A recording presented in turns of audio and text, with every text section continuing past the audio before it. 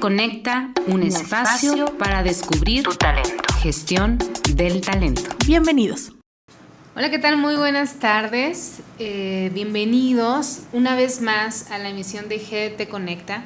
Estamos con Lili. ¿Cómo estás, Lili? Buenas tardes. Hola, buenas tardes a todos nuestros amigos de GDT Conecta, de Gestión del Talento. Estoy muy contenta aquí porque estamos regresando para una segunda temporada y seguimos tratando temas interesantes que les van a servir a ustedes y que les van a aportar mucho. Y bueno, tengo el gusto de compartir la mesa y esta mañana en la ciudad de Querétaro, tan bonito Querétaro. Claro, hermoso. Con César Alanís. Gracias. César Alanís, que viene del Instituto de Neuroeducación. Es correcto. Desde la Ciudad de México. Bien dicho, ¿no? Ciudad de México. Desde la Ciudad de México. Y que, bueno, pues muchas gracias, César, por estar aquí. ¿Cómo estás? Muy bien, muchas gracias. Y con la experiencia y la aventura de visitar nuevamente Querétaro. Muy bien. Muy contentos. Sí, aquí te recibimos con mucho gusto. Querétaro es bonito y Sí. la verdad es que muchas gracias por estar por Y aquí, sus por queretanos, invitarnos. quién sabe dónde están, pero es bonito Querétaro. Yo tampoco soy casi queretana. Ah, muy bien. Muy bien, pues bueno, el tema central de este día está relacionado a una norma que está en la boca y en el interés y en las acciones de toda industria y de empresa hoy en México, la famosa norma 035. Es correcto. Entonces ese es nuestro propósito, entender un poquito más allá de lo que entendemos a leerlo la gente común y corriente como nosotros. Ok. Y me gustaría que con tu experiencia y tus conocimientos nos pudieras ampliar un poquito de qué se trata y también entender qué hace una persona como tú al frente de un organismo de neuroeducación. Me gustaría empezar por esa parte. Primero me gustaría saber un poquito de tu vida, quién eres, César, entender un poquito más allá de que eres el director o uno de los formadores más importantes del centro. Me gustaría entender quién eres. Muy bien, pues muchas gracias. Pues yo me presento, yo soy César Alanís. Y evidentemente mi trabajo soy un divulgador científico, me dedico a la investigación tanto de escritorio como de campo. Llevo ya muchos años en la temática de la formación científica, muchos años en la temática de la cátedra en varias universidades, en la investigación, en la consultoría, en la asesoría. Y de un par de años a la fecha nos dedicamos a crear un proyecto bastante ambicioso como revolucionarios de la educación en México. Nosotros sabemos de hace muchos años que hemos dejado de enseñar. Definitivamente la educación en México, bueno, pues tiene una crisis muy interesante en la cual tenemos que voltear a ver actores importantes, no desde hacer siempre lo mismo, sino de hacer cosas diferentes a través de bases científicas y no solamente de teorías. La función del instituto es desarrollar proyectos de investigación científica a través de procesos de investigación con colaboración con otras universidades y otros centros a nivel internacional, que en conjunto hemos desarrollado planes formativos a nivel educativo para que los maestros conozcan las nuevas formas de enseñar. ¡Qué maravilla! Fíjate que es increíble porque hemos hecho un trabajo increíble desde hace 2 años. Fueron años complicados porque desafortunadamente hubo pues a veces resistencia de algunos actores gubernamentales en este sentido y nosotros, bueno, pues nos dedicamos a generar un proyecto bastante ambicioso y hoy en día son miles de maestros que se han egresado de nuestra institución. ¿Cómo se llama el instituto? ¿Cuál es el nombre completo? ¿Cómo lo encontramos? Tú lo puedes encontrar como Instituto Nacional de Neuroeducación. Okay. Y el eslogan es Formación Especializada y Científica para Docentes. Okay. Tenemos más de 40 diplomados enfocados a la formación científica, con base científica, para docentes. Tenemos un área específica para docencia, un área específica para psicología clínica, tenemos una específica, somos los primeros que lanza en México las neurociencias jurídicas. Hoy hoy sabemos detrás mucho. de esto. No, hay toda una investigación, hay todavía toda una cultura de la neurociencia donde a través de las investigaciones sabemos que a veces sabemos muy poco realmente del cerebro, realmente sabemos muy poco. A través de las neurociencias sabemos mucho de cómo actúa, cómo aprende, cómo de alguna manera se entrelazan aquellas decisiones que nosotros de alguna manera no somos conscientes. El impacto que está implicando la neurociencia hoy en día en el mundo definitivamente es que todo se basa en el progreso y el desarrollo a través del hecho científico. Bueno, aquí sí me gustaría hacer una pausa, Claro. Porque creo que es importante. Yo también estoy metida en la cuestión de la educación. Padrísimo. No soy pedagoga ni nada así para el estilo, resulta que me gusta mucho. Padrísimo. Y demás. Y bueno, una de las cuestiones que a mí se me hizo muy interesante, cuando se introdujo toda esta parte de la educación por competencias, Muy bien. que se volvió como una especie de moda, la verdad, porque ahorita yo siento que se ha olvidado un poco, y se metieron a los docentes a formar y demás, pero más como una obligación. Claro. Y poquita gente se puso a buscar cuál fue el origen de implementar toda esa política pública relacionada con competencias, ¿no? Y resulta que hay un programa que se llama Programa Boloña en Europa, que la Unión Europea implementó, donde habla de competencias generales, específicas y demás. Claro. Pero a mí lo que se me hace interesante de lo que estás diciendo es precisamente eso. Se nos vendió como una nueva forma de educación, tenía un montón de herramientas que sí son valiosas, no digo que no, pero de repente como que se perdía la perspectiva, y lo digo sobre todo cuando uno planea las clases. Claro, claro. Entonces de repente ya te pedían así como que, no, pues ahora dime qué competencia general y qué competencia, entonces se vuelve tanta talacha, la verdad. Claro. Que dejas de sin pensar, un sentido exacto, dejas de pensar, bueno, a ver, si tengo que poner, ¿qué voy a usar? No, pues el recorte, en vez de decir, bueno, si van a hacer un recorte, ¿cuál es realmente mi intención para que lo hagan, no? Claro. Porque aquí ya también hablamos de aprendizajes significativos. Entonces se me hace muy interesante esta cuestión de hacer las cosas diferentes, ya no por una moda, porque la ONU dijo que debía meterse ese programa o qué sé yo, ¿no? Entonces, ¿qué significa hacer las cosas diferentes? Yo creo que lo más interesante de la nueva manera de educar es que estamos dejando que el propio alumno aprenda a nivel integral. Nosotros tenemos una educación basada obviamente en la réplica, en la memorización. No es porque la memorización no sea buena, hay que memorizar para tener una identidad y la memoria nos recuerda lo que somos. Pero desafortunadamente hemos tratado de memorizar para replicarle a los demás, no para tener un contenido significativo en el aprendizaje. Lo más interesante de nosotros es que a través de la neuroeducación damos no solamente información, sino también damos una serie de recursos que permita al docente cómo poder enseñar más, cómo atiende y cómo aprende el cerebro de los niños. Hay que entender algo muy importante: el cerebro tiene muchas variables de aprendizaje, pero una muy importante es la siguiente: el cerebro, cuando siente que es lo que está a su alrededor un tema de curiosidad, pone ciertos procesos de atención sobre la causa. Segundo proceso, las neuronas espejo basadas a la influencia de las emociones. Cuando un docente tiene la capacidad de influencia a través de la formación de influir emocionalmente a un alumno, los procesos atencionales en ciertas áreas del cerebro se aperturan para poder entender precisamente un estado de transformación o aprendizaje. Es el segundo. Y el tercero, cuando el docente es y dice lo que de alguna manera enseña a través del ejemplo. Te puedo hablar de muchas otras cosas, ¿no? Todas estas temáticas que te platico, bueno, pues se investigan en el laboratorio, pero ahora hay que llevarlo a la práctica. Es donde el Instituto Nacional de Neuroeducación, que tengo la oportunidad de dirigir a través de mucho tiempo, desarrollamos una serie de herramientas, una serie de metodología. Yo soy el creador de la fórmula neuropedagógica, que es conocimiento más experiencia con conciencia, determina un aprendizaje. Y abajo de la experiencia con conciencia, bueno, desarrollé la metacognición, desarrollé las herramientas, desarrollé las alineaciones, el cerebro que se mira no es el mismo que se atiende. Desarrollé una serie de recursos probados, analizados, diagnosticados, llevados a cabo con cientos de docentes. Yo creo que lo más importante para el instituto es la evidencia del propio maestro cuando narra lo que ha aprendido en el instituto, cómo lo narra, de los cambios significativos que ha tenido, obviamente a través de todo lo que es la formación que le hemos dado. Y cuando nosotros respetamos la integridad biológica, genética, de emoción, de intelecto del alumno, entonces entendemos que un alumno es libre de aprender basado a su propia cognición y basado a su propia experiencia. Cuando nosotros interrumpimos violentamente bajo una serie de recursos que el propio alumno no entiende porque no lo enseñamos a pensar, de alguna manera el alumno cubre las necesidades que la escuela quiere, pero no se cubre obviamente como objeto social o como objeto de trabajo, como objeto libre. Por eso ¿Y eso tendrá que ver también en cómo se observa dentro de la empresa? Completamente de acuerdo, y ahí vamos, ¿no? Porque el resultado de una empresa exitosa está determinado por la educación socioemocional, intelectual, obviamente de alguna manera desarrollado las experiencias del propio sujeto a través de su educación. Hay una premisa que me encanta mucho en la educación que dice: somos lo que hicieron de nosotros.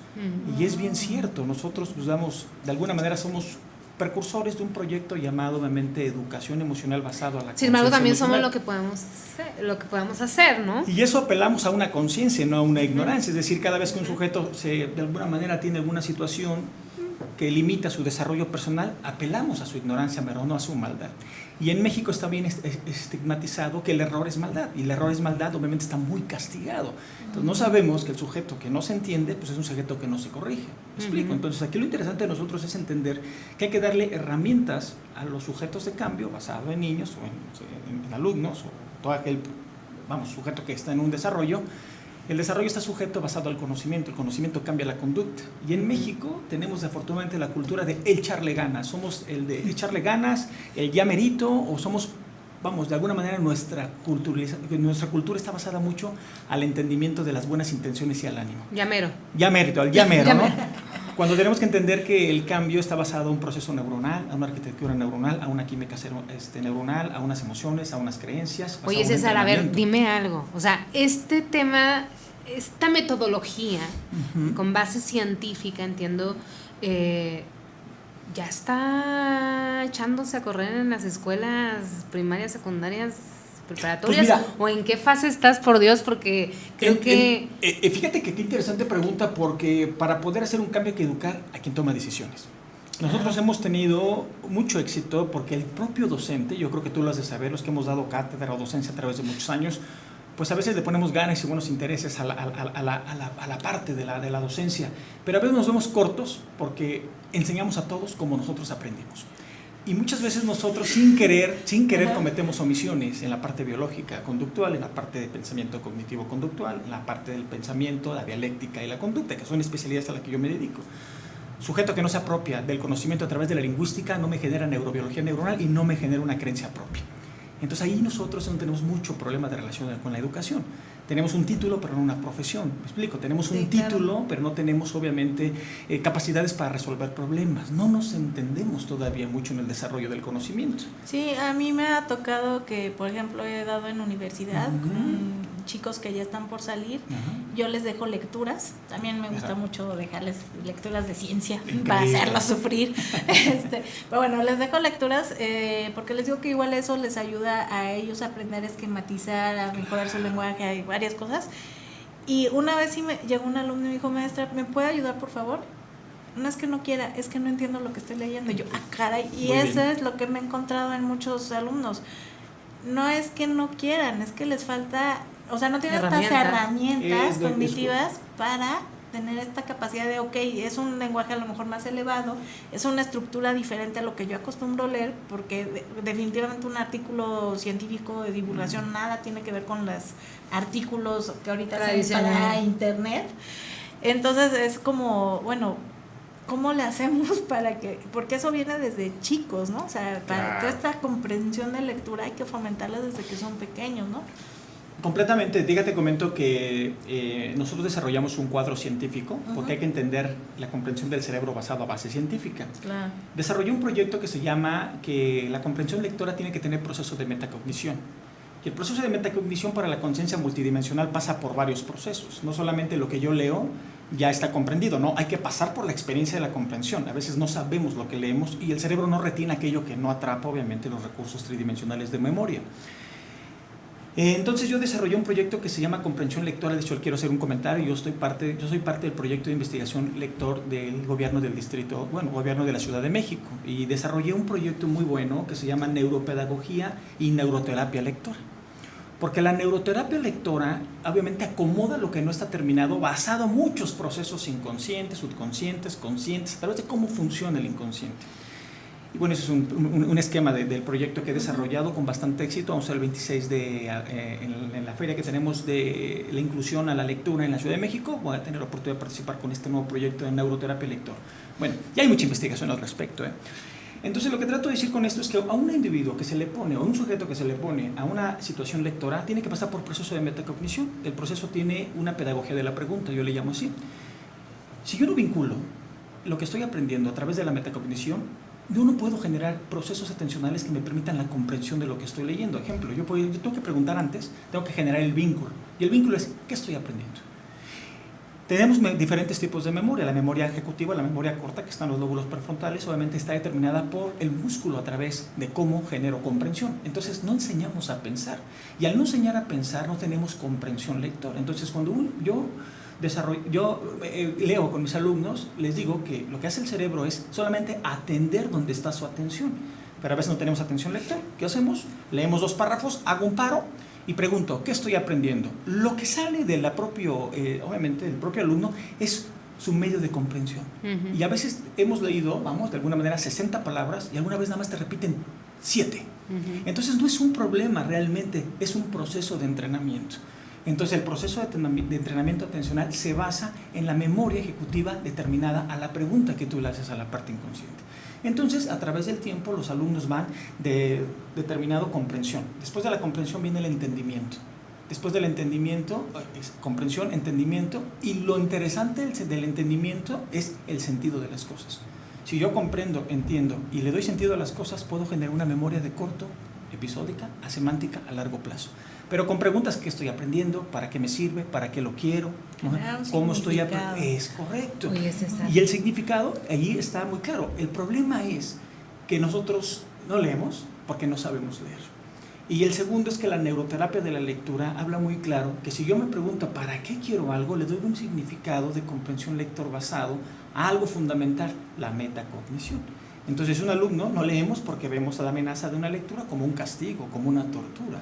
Pero si yo vinculo la lectura como algo que me construye, algo que me beneficia, probablemente mi relación con la lectura cambie. Claro. Pero el entrenamiento de comprensión lectora es que en cuánto tiempo puedo comprender y contextualizar un resultado basado a mi diálogo. Pero si yo leo, me veo corto en conciencia. Pero si yo leo y transmito, elevo mi conciencia. Ahora, si leo, transmito y siento, elevo completamente. Entonces somos analfabetas lectores. Entonces por eso es que no somos un país de lector, porque hay un proceso inconsciente desarrollado en un proyecto científico de cómo puede leer el lector. Y de esto nos preguntamos por qué las escuelas no lo saben. Oye, entonces, contestando mi pregunta que te hice, Ajá.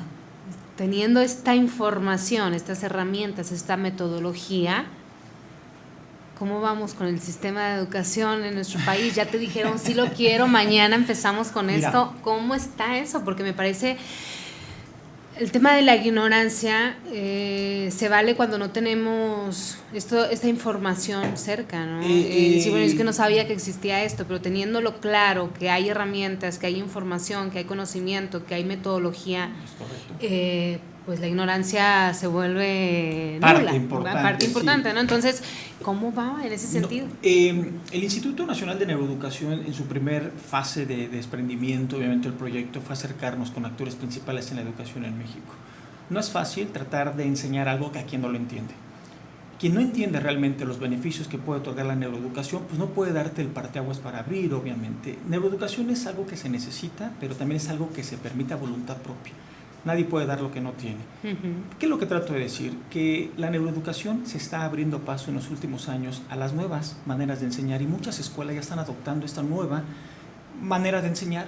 ¿Y cómo vamos? Pues vamos que quien está despierto en conciencia alza la mano y dice, yo quiero un poco de eso. Oye, César, y que no sea un tema privado, ¿no? Porque de repente hay escuelas que pudieran implementar esta metodología científica, pero ¿cuánto le cuesta a un niño educarse en este tipo de metodología, ¿no? Al menos en mi experiencia, no te cuesta menos una escuela que te permite pensar desde niño y de crear tu propio conocimiento a través de tu experiencia. Es muy caro. Bueno, no. Aprender neurociencia es más caro ignorar la realidad de las cosas, claro. Y es tan caro que el gasto social que hoy tenemos como sociedad es por no dejarnos de observar. Si tú me preguntaras a nivel científico qué le pasa a la humanidad, es que la humanidad dejó de observarse y dejó de corregirse.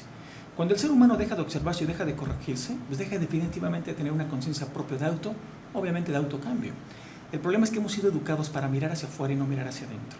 Dijiste algo muy interesante, dijiste, ¿qué pasa con el niño que se le dota de herramientas? Lo haces libre en el desarrollo de resolver problemas.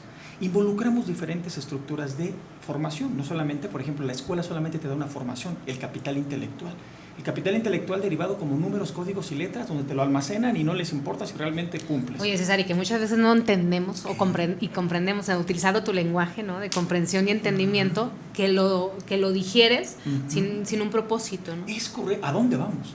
Enseñamos mucho, comprendemos poco y no nos sirve de nada. Y fíjense que hay un tema muy delicado donde el 90% de los maestrantes, de los doctorantes, pues siguen teniendo un nivel adquisitivo muy bajo, porque no sabemos valorar el conocimiento de las personas. Esto es muy delicado en México porque por los que tenemos obviamente una formación científica, estamos constantemente renovándonos, encontramos obviamente colaboradores que están al mismo nivel de conocimiento, pero que no se les valora el conocimiento, porque pensamos que el conocimiento no tiene ningún significado, pero el conocimiento es el progreso y el desarrollo de cualquier nación.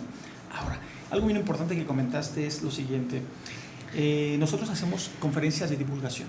hacemos conferencias sin costo y nosotros invitamos a las personas a que vayan, maestros obviamente, maestros, que vayan obviamente, todos los que tienen que ver con formación. Porque esto es para todos, tanto para el padre de familia. Sí, porque claro. si tú me dijeras cómo aprende el cerebro, su primer vínculo de aprendizaje del cerebro es la imitación. A nivel psicológico social, el primer cerebro que aprende del otro cerebro es a través del aprendizaje de las neuronas espejo. O sea, aprendemos por imitación. Entonces, cuando nosotros queremos hablar de inclusividad, de un factor inclusivo a favor del bienestar educativo, pues tenemos que mirar primero cómo actuamos. Primero sabemos que tenemos que actuar cómo nos entendemos, cómo aprendemos, cómo actuamos, pero lo más importante, que toda conducta es el desarrollo inconsciente de ciertas creencias que están determinadas ya basadas a decisiones inconscientes, que no necesariamente nosotros somos racionales. Si yo te dijera, ¿tú crees que hay un estudio a través de los años que hemos documentado que las decisiones que tomamos son 10 segundos antes y que nosotros nos creemos racionales, pero somos 100% emocionales a través del contexto del entorno, a través de nuestras experiencias, a través del contexto emocional? ¿Qué es lo que pasa cuando un maestro, a través de lo que hace, influye de manera negativa? El cerebro se queda con la última experiencia. Sí. Entonces el cerebro inconsciente se Sí. queda limitado y eso genera que en la próxima clase, más que nosotros abrirnos a la posibilidad del cambio, estamos limitados en esa situación. Y es que, bueno, ya cuando eres docente hay que también entrar en conciencia de que eres una autoridad. O sea, para tus alumnos te conviertes en una autoridad. Uh-huh. Entonces, no, pues es que mi maestro me dijo esto y me hizo pensar y me hizo ver, Es o correcto. no, como él me dijo, mejor no lo hago. Es el maestro, ¿no? Sí. Y algo bien importante que acabas de decir es bien importante. Si el primer factor de aprendizaje son las neuronas espejo basado en la imitación, pues entonces que el maestro que da la clase tiene que inspirar, tiene que motivar y tiene que ser un ejemplo, porque cuando el cerebro nota eso, aprende, porque se abre la curiosidad, se abre la emoción y se abren procesos atencionales de curiosidad. Yo quiero un poco de la luz que me da ese maestro, Wow, ¿no? esto de la curiosidad es todo un Está tema. increíble, pero hay curiosidad interna. La pregunta de la metacognición, por ejemplo, yo trabajo mucho, la pregunta abre puentes Ujú. y las afirmaciones los cierran. Entonces, por ejemplo, cuando enseñamos en los vínculos de colaboración, en los vínculos de trabajo que hacemos con los niños, cuando entramos el primer día, el neuroeducador ha cambiado, maestro a neuroeducador. Maestro tradicional, replica y memoriza planes sistematizados basados a lo que necesita. Dictado. Exactamente. Sí, es que va bien, ¿eh? Porque hay unos que ni siquiera eso. Oh, Y el neuroeducador, ¿qué creen? El neuroeducador ha trabajado consigo todas las herramientas, se transforma para ser consciente. De alguna manera, para poder transformar, tiene que ser transformado. Uh-huh. Premisas de la neurociencia es que nadie puede dar lo que no tiene.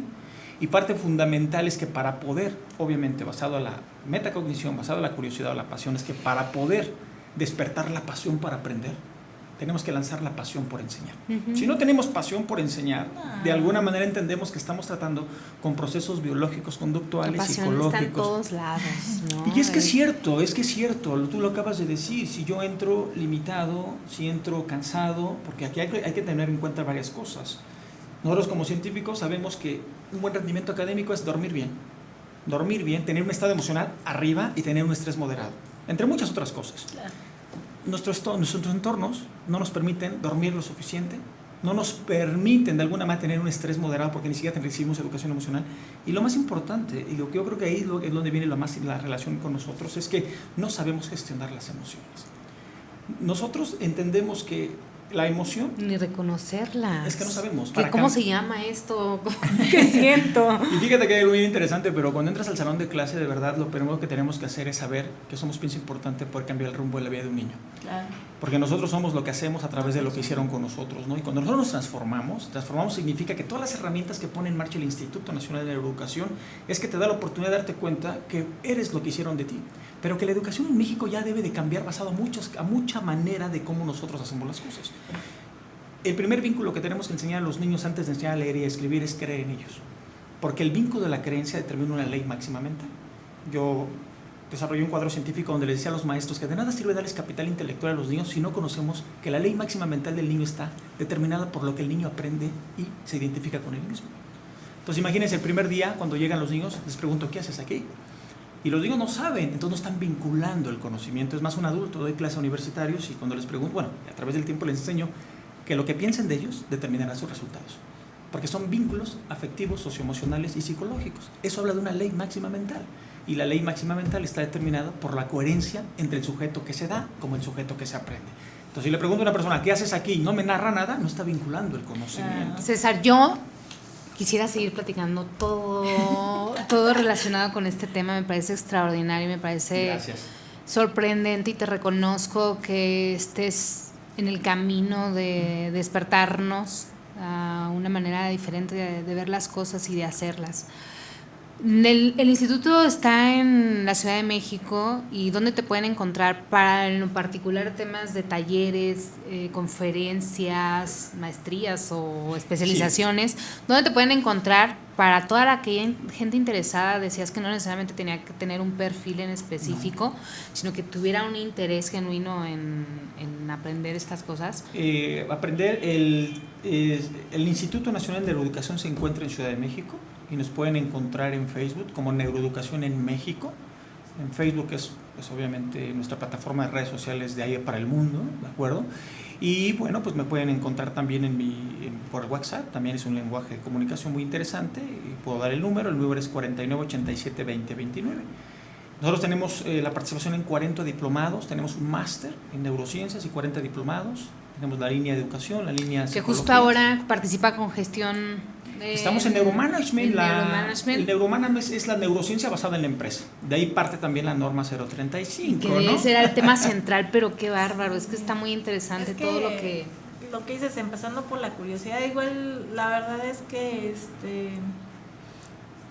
también curiosamente, valga la redundancia, lo que le digo a mis alumnos: sean curiosos. Si dejan de ver el mundo, entonces no van a aprender.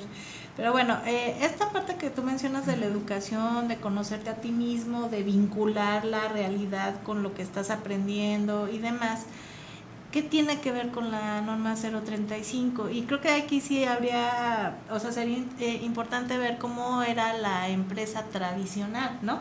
Claro. En una empresa tradicional tú llegas a trabajar, tus problemas personales se tienen que quedar afuera, entonces tú debes tener la mente como fría para resolver los problemas aquí del negocio. Claro. Y entonces ya todo sale bien, ¿no? Porque personal es personal y profesional. Sí, ¿no? Entonces en tu casa se queda lo que no tiene que ver con la empresa. Bueno, eso sería como la visión tradicional, ¿no? Es correcto. Pero nos dimos cuenta de que las cosas no son así, ¿verdad? Efectivamente. Y fíjate que aquí viene algo muy importante hablando de educación, es que toda la sociedad se basa en educación.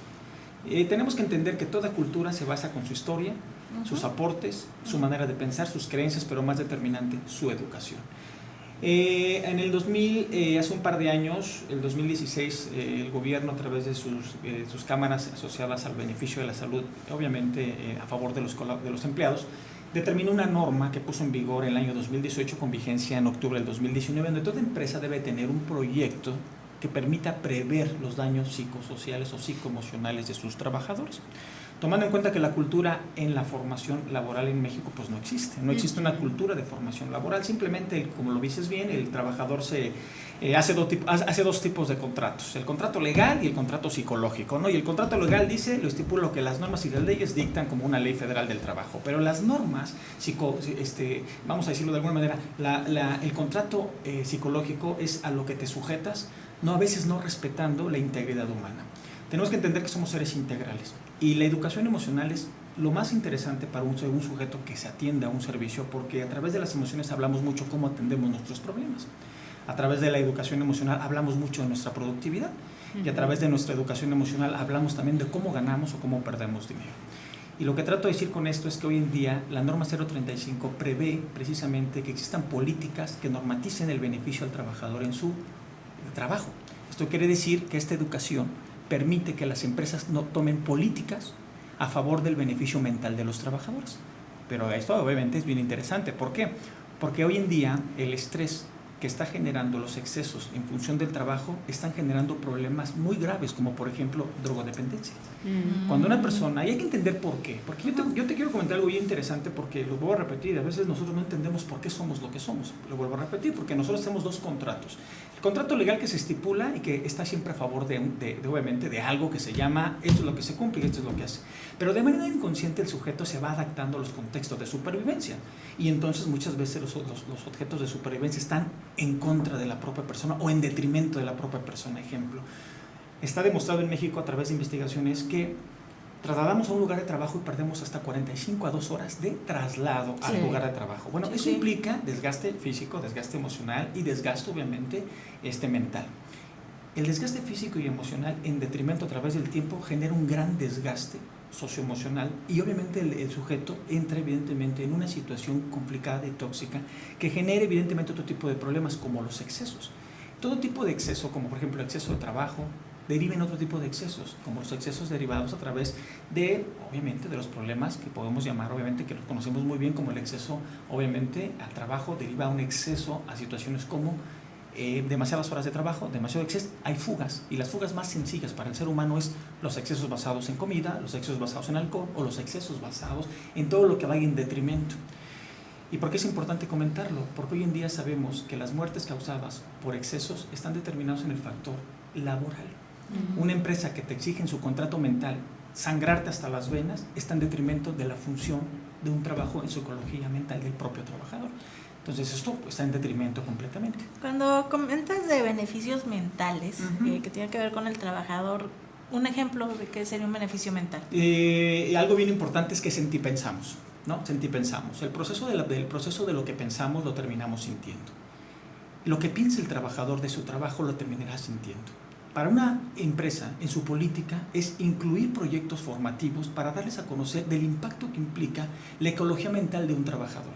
Si un trabajador no se siente saludablemente y en su ecología de pensamiento no tiene evidentemente una educación, él mismo está generando pensamientos tóxicos que van determinados a una destrucción socioemocional. Si somos lo que pensamos, sería muy interesante para las personas entender qué piensan de su empresa, qué piensan ellos mismos y si en la empresa donde están evidentemente se sienten parte de un proyecto a largo plazo, porque sería muy interesante pensar cómo piensan tus trabajadores y si todos en la línea de la buena ecología del trabajo, todos piensan en negativo, pues ya sabemos cuáles van a ser las repercusiones. O sea que digamos que en estos ambientes, es que está esta palabrita que se volvió de moda que es tóxico, yo todavía no termino de entender muy bien, pero me imagino, cuando hablan de ambientes tóxicos, o sea, bueno, hablamos de ambientes como hostiles, ¿no? Donde no hay compañerismo, donde se da mucho el rumor, donde en vez de como hablar de frente y preguntarte, oye, fíjate que yo escuché esto, ¿me lo puedes aclarar? O cosas así. O sea, ¿estamos hablando de evitar ese tipo de ambientes o de qué estamos hablando? Estamos hablando de prever, estamos hablando de diagnosticar y estamos hablando de formar y transformar. Tú dijiste algo bien importante, la palabra tóxico viene de la palabra toxina. El cerebro en exceso genera glutamato y genera cortisol, que son las hormonas del estrés. Cuando una persona está increíblemente intoxicado, basado al glutamato y al cortisol, estamos hablando que tiene conductas tóxicas, emociones tóxicas. Y esto está determinado que la palabra, vamos a decirlo de alguna manera, que somos el resultado de lo que gira en mi mente. Y cuando nosotros nos vamos basados a la salud mental de un trabajador y estamos basados a las cargas de trabajo, que se le asignan a un trabajador y al rendimiento de un trabajador, te puedes dar cuenta que todos están en detrimento. Un buen trabajador es el que bien descansa, el que bien se entiende y lo más importante, el que bien da resultados. Pero si las variables de la empresa están en contra de esas variables, quiere decir que tenemos personal intoxicado basado en los excesos de estrés que determinan conductas limitantes. Diagnóstico, prevención, entrenamiento, transformación y lo más importante, aquí viene la norma, que los sujetos tengan la oportunidad de alzar la mano y poder opinar cuando se sientan en ambientes hostiles. Y eso también es muy importante. Imagínate un acosador que es obviamente el famoso bullying, pero empresarial y móvil, quiere decir que son evidentemente personas que a través del cero reglamento están aparentemente posibilitadas a la exigencia del contrato legal, a exigirle al trabajador en contra de su voluntad una exigencia que vaya en detrimento de su propia salud mental. O sea, quédate más tiempo, no te quejes, no me andes alborotando a los demás. Es correcto. O sea, además, ese tipo de cosas. Sí, no me rezongues, me explico. La parte de rezongar significaría que en cualquier momento en que fuerte, qué estrés, qué impacto tan negativo una persona que aparentemente tiene derecho al trabajo no tiene derecho a la escucha. Entonces, es que es el entendimiento de el trabajo justo. La gente normalmente contratamos para generar un resultado que nos genera productividad y nos hace hacer negocio, ¿no? Muy pocas organizaciones, quizá las transnacionales un tanto, tienen estas herramientas ya desde hace muchos años en donde hay buzones de comunicación y demás. Sin embargo, no es suficiente. Entendiendo esta norma, entonces, es voltear a ver al colaborador como una persona integral. Platícanos un poquito como en palabras más simples. Bueno, el hecho de Porque ya es obligación de las organizaciones implementar, ¿habrá auditorías por parte de...? La Secretaría del Trabajo implementa esta norma y hay sanciones. Como toda norma, acaso que no se acaten a las normas y los procesos a través de la legislación, pues evidentemente tenemos un código de sanciones donde pues va a haber inspectores y van a pasar, pues saben cómo es eso. Yo no sé cómo lo van a hacer, pero bueno, vamos a tener obviamente, eso es complicado. Van a capacitar, supongo, a los inspectores. El Instituto Nacional de Neuroeducación se está acercando con Secretaría del Trabajo para poder de alguna manera ser colaboradores y de alguna manera poder generar convenios de colaboración para nosotros poder proponer la educación emocional. Fíjense que se puso de moda con Daniel Goleman la inteligencia emocional, pero nosotros como instituto vamos más profundo, vamos a 3 líneas bien importantes. Hay mejores, ¿no? Este señor Hay Punset, hay mucho divulgador científico que nos invitan a replantear. Pero desde el tema basado en la biología científica y basado a la repercusión que tiene esto, es que no es lo mismo hablar de inteligencia emocional que educación emocional. Primero tienes que ser educado para ser inteligente, pero para entre la educación y la inteligencia emocional hay algo que se llama conciencia emocional. Y de eso se están olvidando las empresas. Las empresas quieren hacer lo mismo, cambiar, es decir, proponer algo nuevo que me parece que es muy importante, ya pero es con el mismo proceso. avance. Sí, pero no se puede poner con el mismo proceso, porque de todas maneras se va a estandarizar a que la gente va a escuchar y replicar, pero no van a aplicar evidentemente culturizando a que la gente se involucre. Es muy superficial, ¿no? Vuelvo a lo mismo, la secretaria tiene buenas intenciones, pero realmente no es un órgano de investigación, no es un órgano que desarrolle, no es un órgano que supervise. Y aquí lo interesante de nosotros es que para hablar de inteligencia emocional tenemos que hablar primero de educación emocional. Una persona para entenderse tiene que recibir educación emocional. Una persona para tomar decisiones en la inteligencia emocional tiene que ser conciencia emocional. Entonces estás viendo si los forman ustedes como... Estamos haciendo propuesta, nos hemos acercado con algunas empresas que dicen, mírame todo el proyecto. Y el proyecto significa el diagnóstico, la evaluación. Y no todas las personas que enseñan son capaces de poder generar educación emocional. Entonces lo interesante de nosotros es entender también que una persona no es lo mismo en la competencia laboral que en la competencia emocional. Cuando hablo del sujeto integral, es que el sujeto integral se compone de muchas esferas. Primero, capital intelectual. No es lo mismo el capital intelectual que el capital mental. El capital intelectual me lleno de recursos, me lleno de conocimiento, pero el capital mental es saber pensar. Saber pensar, saber decir, saber sentir, saber hacer. Hay gente que sabe mucho pero no hace nada, ¿se entiende? Son diferentes recursos de la mente. Capital mental, capital intelectual, viene otro capital que es el capital emocional. Entonces, una persona tiene que ser no solamente desarrollada en el capital emocional, tiene que ser desarrollada en el capital intelectual, capital mental, capital emocional. Viene otro que me encanta, que es el capital consciente. Viene otro que el capital consciente. Ahí abarco que el ser humano tiene que tener capacidad de conciencia sobre su cuerpo, ¿no? Capacidad de conciencia sobre sus emociones, capacidad de conciencia sobre lo que dice y hace. Pues, es la parte que decíamos. A mí me encanta mucho, en un foro me decían, pero es que las personas tóxicas no existen, sí existen, basadas a la toxina que genera su cerebro. De verdad, yo te puedo asegurar que cada palabra que nosotros decimos, cada palabra va acompañada de un despertar de emociones. Y cada emoción despierta química cerebral. Entonces, palabras, emociones, química, apertura a creencias. En ese orden podemos entender que al ser humano, si se le respeta en el capital intelectual, mental, emocional, consciente, espiritual, capital físico, capital moral, son diferentes estructuras neuronales que acompañan a cada uno de los capitales. Bueno, y por ejemplo, haces el diagnóstico, dicen, bueno, sí hay que implementarlo. A veces hay personas que creen que esos cambios se dan, no sé, en un mes, por poner un ejemplo, ¿no? Pero, ¿cuánto podríamos esperar como para empezar a ver estos cambios? Esto es una pregunta muy interesante, que es cuando el sujeto salió o el hombre salió de la caverna, es porque empezó a soñar, se cuestionó el presente y se comparó con el pasado. Y este proceso evolutivo nos enseñó a hacer que muchos vamos muy evolucionados. Todo depende de sus procesos biológicos y el entendimiento de cada persona y también de la voluntad de cada persona. Pero te puedo asegurar que con buenas intenciones y con el ánimo bien determinado puede haber cambios a la semana. Porque hay cambios que son de voluntad. ¿Me explico? Por ejemplo, yo vengo de Ciudad de México. Y también... De forma, exacto. Entonces hay cosas que son de voluntad, hay cosas que son de voluntad y son de inmediatas. Pero hay cosas que dependen de la cultura, dependen de las creencias, los paradigmas, depende de muchas cosas. Y lo que trato de decir con esto es que depende la organización y dependiendo el proceso de formación y dependiendo cómo se involucre, puede haber cambios desde una semana hasta cambios de procesos metódicos pautados basados en el tiempo. Dijiste algo muy importante, la apertura, ¿no? Sí. La apertura de quien toma las decisiones y de quien lidera un equipo, hablando de la alta dirección, ¿no? Esta apertura de generar bienestar, entendiendo el bienestar emocional y físico, más allá de la seguridad de los espacios, que muchas empresas lo que buscan es no tener ninguna bronca, ¿no? No demandas. No demandas, Claro. ¿no? Pero más allá de ir más profundo, como dices tú, de un interés en la persona, en su ser integral. Sin embargo, es complejo desde el punto de vista de que si yo no me entiendo, no me conozco, ¿cómo puedo cambiar a otros? Hay que entender, hay muchas tareas, ¿no? Mucho por hacer. Por Y lo dijiste algo muy importante. Nosotros tenemos la nueva formación que es de Diplomado en Neurociencias Jurídicas. ¿En dónde está? En Ciudad de México. Ciudad de México. Vamos a tratar de implementarlo en Querétaro. Sí. Tenemos un grupo de abogados que platicamos con ellos, porque hay que interaccionar con ellos. Claro. Y fíjate que dijiste algo bien interesante.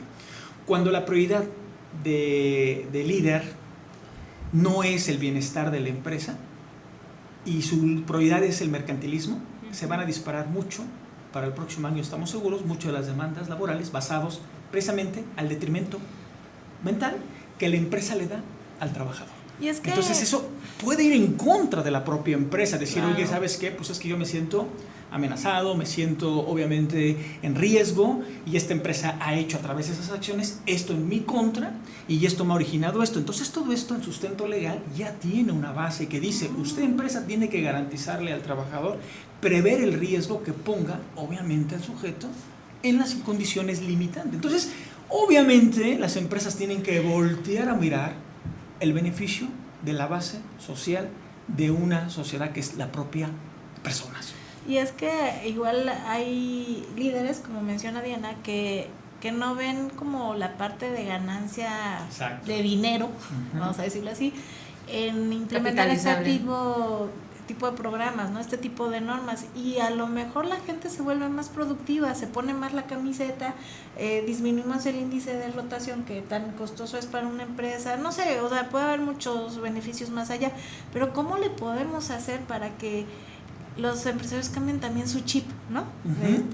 De este negocio de forma tradicional. El conocimiento cambia la conducta.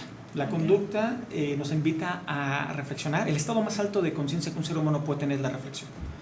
Para llegar a la etapa de la reflexión y la toma de decisiones, tenemos que darle conocimiento al propio empresario. El conocimiento es quien cambia las conductas. Y desafortunadamente queremos tomar decisiones. Pensamos poco, reaccionamos rápido. Y a veces el enfoque de la respuesta al no tener una apertura más amplia está limitado al nivel de conocimiento. Entonces, ¿qué quiero decir con esto? Tomamos decisiones basadas al nivel de conciencia, basado en conocimiento de nuestra propia relación con nosotros y con el mundo. ¿Qué necesitamos hacer? Involucrar directamente al empresario, a darle saber los pros y los contras, pero más importante, y lo acabas de decir increíblemente bien, una persona ecológicamente sana es más eficiente, más productiva, más útil y más rentable, que son los 4 puntos fundamentales de lo que nosotros como empresarios buscamos, ¿no? Y todo eso significa gente que está entregada, basada a que las creencias de la empresa le da bienestar y la bienestar le da productividad. Yo creo que hay mucho que hacer por ambos sentidos, ¿no? Sí, claro. Desde la parte de la empresa, pero también del colaborador. ¿Cuántos colaboradores están en una organización sin estar conscientes de por qué y para qué están ahí? ¿No? Hay muchas cosas por hacer, no nada más desde la empresa, sino desde el punto de vista del colaborador hay mucho por hacer. Hay Me mucho. encanta escuchar este tipo de información que se puede capitalizar para ser más plenos, ¿no? Para entender nuestra misión aquí en un sentido más alineado a la plenitud, al bienestar personal, más allá de donde laboremos o donde compartamos nuestro tiempo, con el sentido de una retribución, entendernos como personas con talentos genuinos, con habilidades y destrezas y las compartimos con otros y que ganamos en ambos sentidos. 2 puntos fundamentales. Un trabajo te tiene que dar completo y plenitud. ¿Cuántos no? ¿Cuántos no lo viven? ¿No? Vamos, Entonces hay mucho que hacer en los dos sentidos. ¿Habrá resistencia, hablando de los colaboradores, habrá resistencia en colaboradores? Como todo sistema, la naturaleza de los sistemas culturales son crear su propia posición. Por supuesto que sí, pero te puedo asegurar que somos más los que estamos a favor del crecimiento. El crecimiento, como lo acaba de decir Diana, ese crecimiento integral. 2 cosas fundamentales: si tu trabajo no te da completud y tu trabajo no te da plenitud, no puedes saber de un sujeto sano con él y con el entorno. Entonces, antes de mirar los entornos, vamos a mirarnos a nosotros. Exacto. Y los núcleos que generan hombres de bien o hombres de trabajo, son las empresas y las familias. Entonces no hay que voltear, no hay que dejar de mirar eso. Y antes de eso hay algo que cambia conductas, entras a la reflexión y tomas decisiones, que es el conocimiento. Yo sin duda comparto esta reflexión que haces, es un trabajo personal más allá de tu líder, de tu equipo, es un trabajo personal de conciencia, ¿no? Claro. ¿Qué nos dirías de los puntos más relevantes de la norma 035 para cerrar?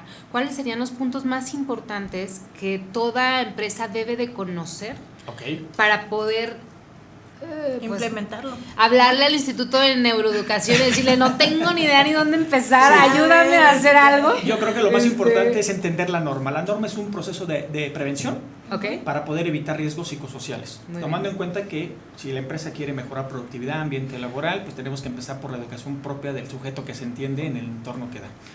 Y lo dijiste algo muy interesante. Punto relevante número 1, que la empresa genere políticas en bienestar personal que retribuyan en la productividad, en la eficiencia y rentabilidad. Que entendamos que un colaborador triste, desanimado, tóxico, genera toxicidad y te generan malos ambientes. Ay, eso me encanta lo que dices porque es desde definir qué significa bienestar para la empresa, ¿no? Claro. O sea, y algo que dijiste es que nosotros, al ser seres sociales, nos adaptamos a los contextos que más nos sentimos protegidos.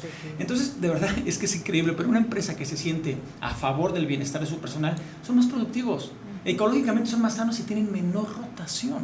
¿Qué quiero decir? Que la empresa crece gracias al desarrollo que implementa en los colaboradores.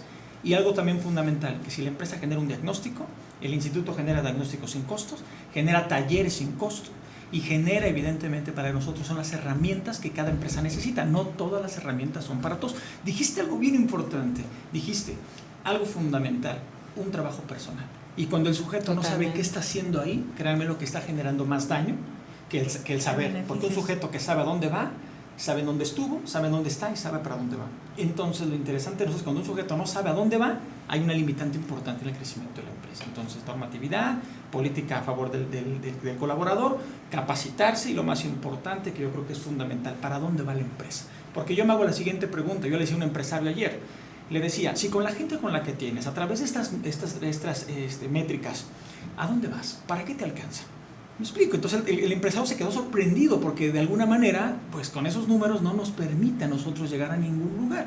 Lo más interesante es saber para dónde vamos con lo que tenemos. Pero no podemos aspirar a algo mejor si no tomamos conciencia de las acciones que tenemos que tomar el día de hoy. Y hay muchas herramientas tradicionales, ¿no? Para evaluar el bienestar o la satisfacción o la salud del colaborador.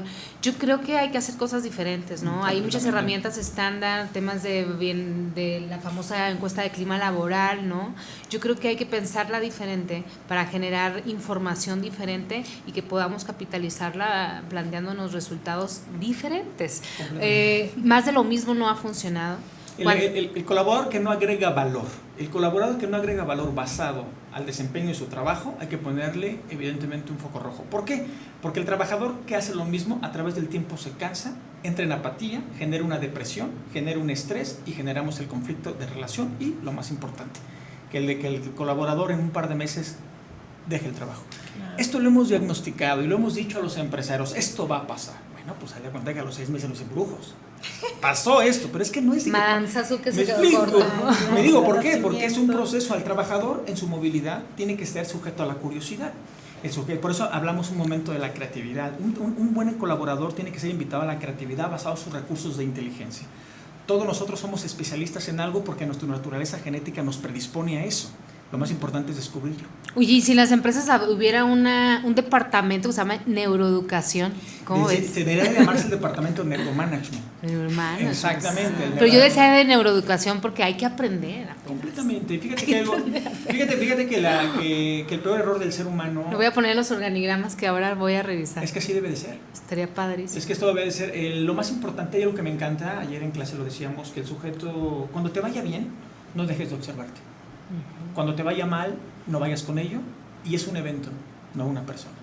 Todo este tipo de educación es muy profunda, porque nosotros cuando nos va muy bien, dejamos de atendernos, y es cuando cometemos de alguna manera, está diagnosticado, y tenemos ahí unas métricas muy interesantes, que cuando mejor nos va, es cuando de alguna manera te confías, confías, y entras una serie de elementos que van en detrimento de nuestro crecimiento, y luego que crece, otra vez empezamos de cero. Entonces ahí hay una lucha entre la edad biológica y la edad cronológica. Bueno, algo bien importante que acabas de decir, mi querida, Diana, es que cuando el sujeto le va bien y se observa, son las áreas de oportunidad. Cuando el sujeto le va mal, está el área de oportunidad, pero basado en dos cosas fundamentales. Que tomamos decisiones basado en nuestra experiencia y nuestra genética.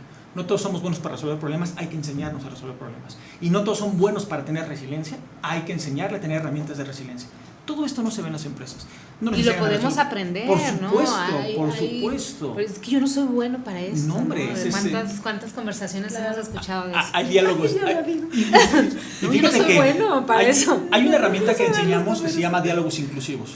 Y en los diálogos inclusivos es bien importante porque, bueno, les acabo de comentar en el estudio que les comento que cada palabra genera química cerebral, genera emociones y apertura a creencias. En los diálogos inclusivos es que qué palabras estamos educados para decir. Y eso es bien importante. Para no decir. Claro, lo más importante es lo que acabamos de decir hace un momento. Cuando yo soy un jefe tóxico, es que no me doy cuenta que de las últimas 40 palabras que he dicho son sexistas, son clasistas, negativas, son misóginas, son negativas. Entonces, cuando yo le explico en gráficas qué tipo de conducta se genera, ya lo ves, lo confrontas. Se sorprende y me dice, ¿cómo le hago? ¿Cambiándolas? No. Transformándote, porque el sujeto, la mente que genera el problema no es la mente que lo soluciona. ¿Qué se entiende por transformación? Transformar es dejar de ser lo que era para convertirme en lo que yo deseo y observarme todos los días. Okay. Sí, desde cambio. Esto se basa en un proceso neuronal que se llama arquitectura, citoarquitectura neuronal basada a procesos de neuroplastía. Si no hay neuroplasticidad cerebral y no generamos nuevas redes neuronales, soy el resultado de mis últimas experiencias. ¿Qué quiere decir? Que la persona que es una matón emocional, porque le digo, es que tú eres un matón emocional, que es un matón emocional que todo lo que dice, en lugar de hacer propositiva la relación, pues genera una toxicidad que limite el desarrollo. Oye, ¿tú cómo ves ya para cerrar mi interacción y poder cerrar la sesión, no sé si tienes una pregunta adicional, ¿crees que haya interés de las personas para poder generar una transformación? Bueno, hoy en día hay un intereses.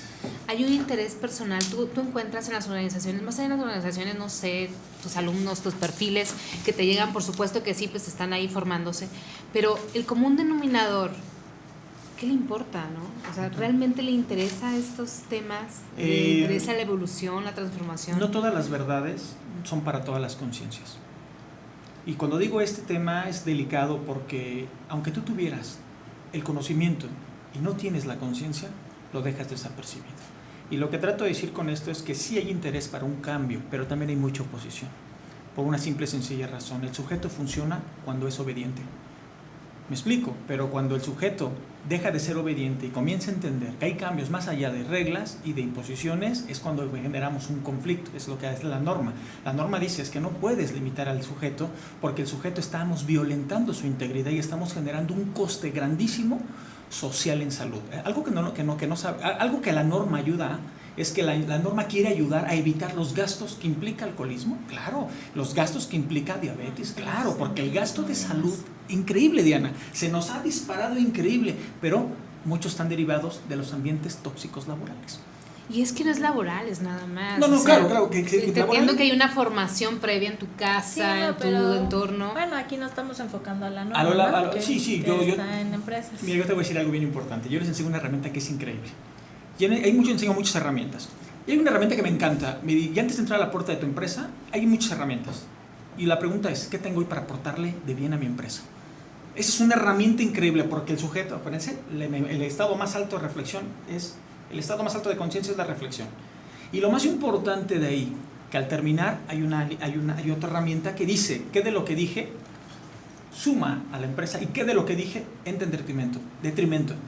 Esas 3 herramientas de 80 herramientas que tengo para las empresas, de verdad, cuando documentas, te sorprendes. Claro. Te sorprendes cuando te das cuenta que eres una persona, que lo acabas de decir, que limita el desarrollo de la empresa. Porque yo te pregunto, oye Diana, voy a evaluar la herramienta DC45, que es a través de la pregunta, ¿qué de bueno aportaste hoy a la empresa? Entonces, a veces, de verdad, no tenemos nada que aportar. Pero, en serio, a veces la gente no aporta nada bueno. Entonces ahí es cuando tú te preguntas. No lo aporta exactamente, foquito rojo, porque si en un departamento diagnostico a 20 personas que no aportaron nada bueno, eso es un síntoma que va a tener una repercusión a corto plazo. Entonces, esto que acabas de decir, cierto, siempre y cuando el sujeto esté dentro de su posibilidad de ser algo para él y para los demás. Bueno, ya para cerrar, Diana, ¿qué ¿Con qué te quedas esta sesión? Necesitamos formarnos con César Alanís en el Instituto de Neuroeducación. Seguramente estaremos haciendo algo con gestión del talento, haciendo diplomados, formación para todos aquellos interesados. No quiero poner un perfil, no quiero poner una profesión ni un rol. Para todos aquellos interesados que quieran transformarse, como bien lo dijiste, generando un bienestar primero personal. Muy interesante. De la norma me gustaría que nos dijeras entonces 3 cosas que tenemos que tener como claros en el rol que tengamos, o sea, 3 cosas que tengamos que tener claros de la norma 035. De manera muy fácil de entender. Fácil de entender que toda empresa constituida legalmente, que tenga su contribución al Estado basado en sus impuestos, tiene que tener un reglamento basado en la norma 035. Esto quiere decir que tiene que tener obviamente una formación basada en la prevención de climas laborales tóxicos, para no hablar de lo psicosocial, ¿no? Y que todo colaborador tenga entendido que el trabajo en el que él se sujeta no tiene que ponerlo en riesgo. Es suficiente. Entonces, si yo llego como inspector, ¿no?, y te pregunto, oiga, ¿puedo entrar a sus procesos o tus metodologías de prevención? Bueno, pues sí, tengo capacitación, he tenido encuestas laborales personales con los colaboradores, el sujeto aquí dice sentirse a gusto, eso es lo que tenemos de tener. ¿Por qué? Lo vuelvo a repetir, lo dijiste increíblemente. Para mí, no, hombre, imagínate que te haga pensar y que te haga sentir bien, pierdo control. Acuérdense que cada empresa pierde control cuando no tiene, más bien, piensa que pierde poder cuando no tiene control de los colaboradores. Claro. Entonces ahí es donde nosotros tenemos que entender muy bien que los colaboradores también tienen que alzar la mano y sentirse a gusto con su empresa. Claro. Entonces, ahora bien al revés, imagínate que yo llego a una empresa y me dicen, no, pues aquí me maltratan, me hacen, me generan estrés psicológico para no decir otra cosa, no salgo a comer, trabajo más de tiempo, no me respetan mis horas. Entonces en ese momento las empresas pueden recibir multas desde 3,500 pesos hasta $500,000 solo con la declaración de la persona que se siente amenazada. Por supuesto, entonces hay que tener mucho cuidado. ¡Wow! Entonces hay que tener mucho cuidado. Pedir evidencias o algo así. Sí, claro, por supuesto. Sí, claro. Si yo digo, he estado trabajando en una empresa donde he estado en riesgo a través de pues eso es una evidencia, claro, que tu política 035 no la estás poniendo. Por eso se llama política. Las políticas, perdón que lo diga de esta manera, a veces se malentiende, pero una norma es negociable, pero una política no. Una política no puede ser negociable. Entonces ahí lo interesante de nosotros es que tenemos que entender que esto es de cultura. Si no, no podemos hacer cambio. Bueno, Diana, entonces, ¿con qué nos quedamos el día de hoy? Instituto de Neuroeducación, estamos a educarnos. Muchas gracias. Estamos a educarnos. Pues a darle, ahí está la invitación, 40 diplomados, tenemos una maestría, tenemos formación en línea, más de 12,000 maestros, obviamente ya egresados, actualmente están estudiando cientos miles de maestros, tenemos convenios de colaboración y algo bien importante que no se nos olvide, tenemos becas. Para las personas que quieran estudiar con nosotros, solamente pagan el tema para inscribirse y les damos una beca para estudiar con nosotros. Hay que hacer algo en Querétaro. Hay que hacer algo en Querétaro, me encanta. Por las casetas y todo eso no llegamos. Echamos el tiempo. Sí, se va. ¿Tú, Lili, con qué te quedas? Bueno, a mí algo, yo soy más hacia el punto de vista sociológico, más de comunicación, pero algo que se me hace súper interesante, que lo has mencionado en varias ocasiones, el lenguaje crea realidades. Completamente. ¿No? Entonces el lenguaje, la forma en que nos expresamos es nuestra realidad social, nuestra realidad psicológica, la forma en que nos comunicamos dice mucho de nosotros. Entonces todo está conectado, ¿no? Todo está conectado. Entonces a mí se me hace muy importante que ya estamos dejando atrás ahora sí esta cuestión de pensar que la gente puede hacer eso de me divido, ¿no? O sea, tengo roles divididos, entonces en mi casa soy niña, en la escuela soy, como maestra soy un ogro y no. Somos un ser integral y entonces se vale de repente tener un día una energía súper positiva y padre y transmitirla y otro día avisar, ¿sabes qué?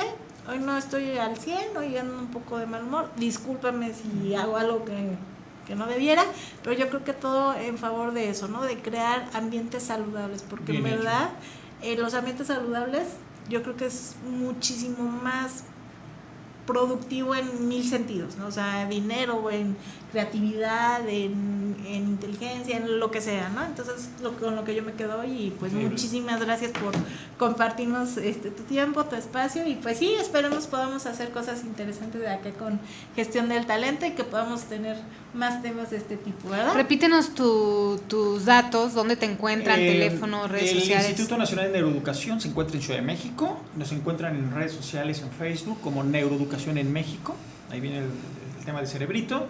Nos encuentran también en el canal de YouTube como Neuroeducación en México. Tenemos más de 500 videos, muchos son formativos de investigación, tenemos muchas cosas ahí. Y también tenemos el número de WhatsApp, que es 55 49 87 20 29. Padrísimo. Y ya estamos. Y cerrando lo que dices, alguien, vamos, lo traigo a la mente, pero bueno, yo creo que dice que los límites de mis palabras son los límites de mi mente. Y es algo increíble porque lo acabas de decir, hay una nueva educación basada en la dialéctica. Muy bien, y bueno, y nosotros los invitamos a nuestras redes sociales, ya nos conocen en Twitter, en Instagram, en Facebook, también tenemos LinkedIn, y a que nos visiten a nuestra página www.gestiondeltalento.mx. Bueno, estamos en este video, esta entrevista queda grabada y está en nuestro canal de GDT Conecta.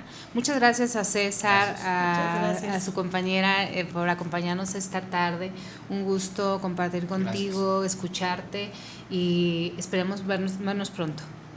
Gracias por invitarme, este es un espacio también de divulgación, gracias por el interés, por el entusiasmo, pero sobre todo por ser parte de la revolución de la conciencia. Muy bien, muchas gracias. Hasta pronto. Gracias a toda la cabina de Radio 11 y a todos los que participan para hacer posible este espacio. Gracias. GDT Conecta, un espacio